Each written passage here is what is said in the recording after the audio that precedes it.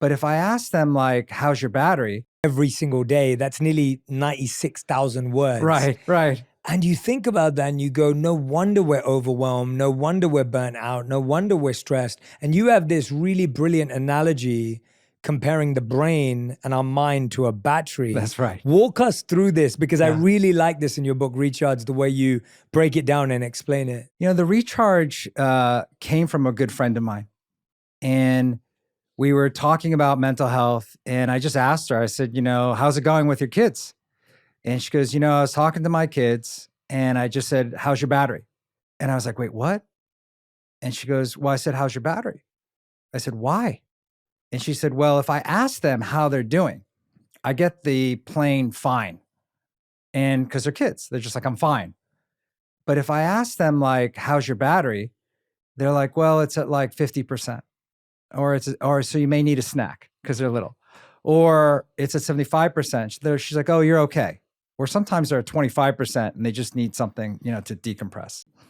I talk about it. I go to clients, I'll go out, and it just kind of resonates with people because it's simple and it doesn't kind of draw out any emotions. It just says like, hey, how's your battery? How are you feeling? And I think that sometimes that gets lost because we try to make it bigger sometimes than it is. And it's really nice when you can kind of just simplify it and just ask you, how's your battery? How you doing? I love the question, how's your battery, even more than how you doing, like you said, because I think sometimes I think you also mentioned that we can scale everything up to a 10. That's right. So everything can feel like it's a 10, it's the worst.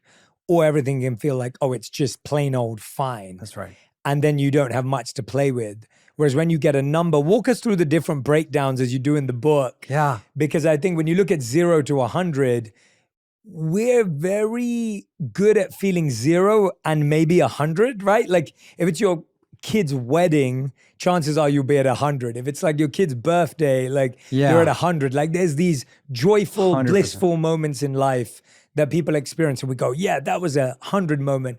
And then we all know what a 0 moment feels like. You lost a loved one who sadly passed away. You lost your job. Like there's these very 0 moments. Walk us through how you break down the 0 to 100. Yeah, and I try to do it really simply. You know, I have found, and I'll talk about my own kids at times. When I ask them that question, how their battery is, I notice that they check, like most people, they check their phones quite often. And at some point, it just becomes like a reflex. And they don't even know they're checking